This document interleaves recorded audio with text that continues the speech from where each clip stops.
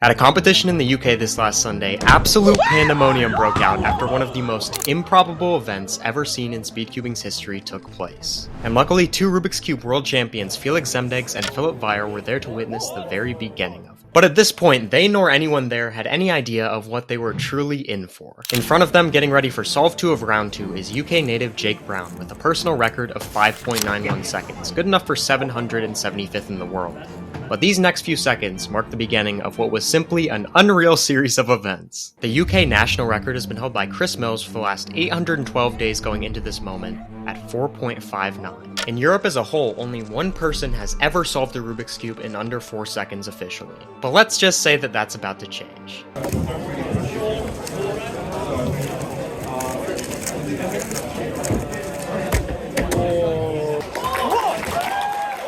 The UK's first ever sub 4 has just been achieved by someone who barely even had a single sub 6 solve to begin with. To put this into perspective, the pure chances of what you just witnessed, a last layer skip after F2L, are 1 in 15,552. Things sort of start to make sense when you realize just how lucky this solve was, but even then, a 3.91, just a quarter of a second off of Timon Koloshinsky's European record, moved Jake all the way up from 775th in the world to 17th.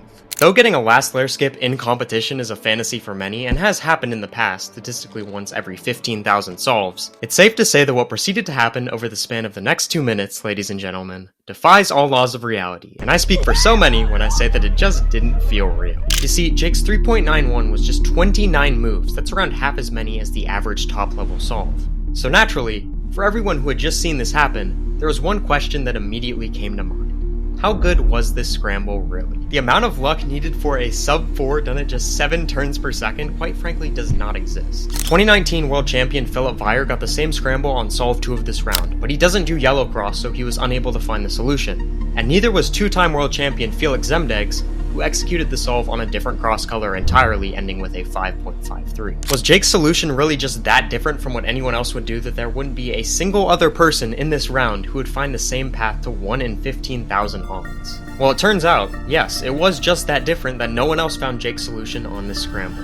Instead, they would find an even better one. By they, I mean someone who has an even slower official average than Jake. Aiden Granger is ranked 8th in the world for Megaminx and is the European champion, but on 3x3, his best time is a 5.69, good enough for 568th in the world. Globally, he averages around 7 or 8 seconds. The thing is, his PR was already really good for him. He mentioned himself that he didn't expect to break it for a long time, which makes what's about to happen probably the most unlikely event that has ever taken place at a WCA competition. But nonetheless, just 2 minutes after the first sub 4 in UK speedcubing's history, on the exact same scramble, what can only be described as pure magic occurred.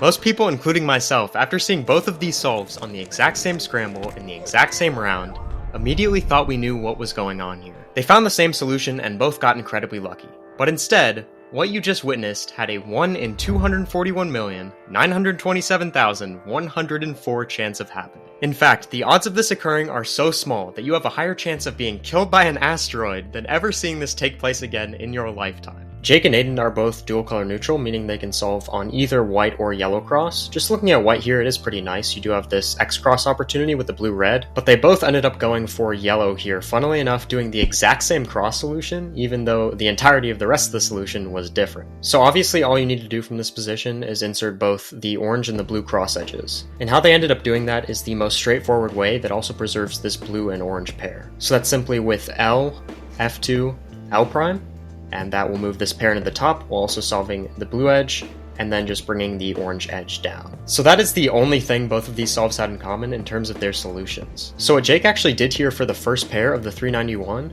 is actually ignoring this blue-orange that you preserve in inspection and going straight into keyhole with the red-blue. And the reason for that is it keeps this pair intact while also solving these two.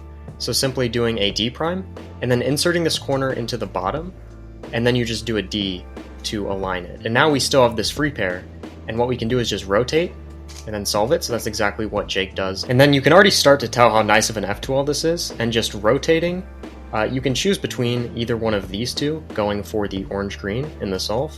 So just pairing it up, and then U2 and insert, and then this is the exact same case, but mirrored. And you can kind of see what we're getting to here, which is, of course, insert and a last layer skip with no AUF. Aiden's take on the scramble is somehow an even luckier solution than what Jake did. So of course he also ends up going for yellow here, and he does the exact same cross solution as Jake. If you'll remember, just L, F2, L prime, and then an R to lower down the orange. And now we have this free pair, right? And what Aiden does that differs from Jake is he actually goes ahead and just solves this free pair right off the bat. So simply rotating and then doing a U2 insert here. And what you can do while inserting this pair is he notices how this blue-red corner's orientation is going to change when he solves this one, and he's going to go into these two for his second pair. So of course just inserting blue-orange, like so, and then canceling into blue-red.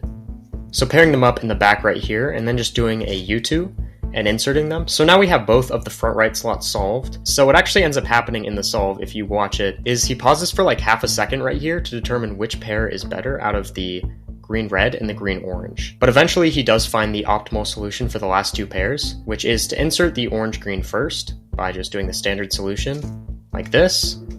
And then whenever he's inserting it, you can see what we're going to get here, which is a free pair. And furthermore, to end off what is already an insanely ergonomic and low move count F12, into a last layer skip with a U2 AUF. So the chances of this, when you combine it with the fact that Jake also got a last layer skip on the exact same scramble, is 1 in 15,000 squared, so 1 in 241 million odds for this to even be a possibility. And just given all of the other circumstances, the fact that this was official, the fact that they both did the exact same cross color on the same solve of the same round, the fact that they both broke their PR single by exactly 2 seconds, the probability here has to be a lot lower than 241 million. Aiden's solve was done at just 7.05 TPS, which is pretty good for someone who's as fast as he is, but it really makes you think. 2 weeks ago we saw Roy Hung-shu put down a 3.24 done at 14.5 TPS, and the solution, much like Aiden's, was mostly F12. All I'm saying is that at this point, the world record single truly is overdue, and when it happens, I fear we're in for an absolutely cataclysmic drop. Speaking of probability, the chances that you subscribe after watching this video are 1 in 352. Yes, I did the math, so here's your free chance to be special by subscribing, and if you don't, then, well, your floxy noxy nihil pilification of subscribing will be your downfall. Also, it is important to note that while subscribing does make you special, being slower than a 6-year-old does not, so just keep that in the back of your mind, preferably for the rest of the entire week. Anyway, yeah, I know what you're probably saying right now. As Aiden Granger would say, just put the fries in the bag, little bro. I get it, so yeah, that's about it. See ya.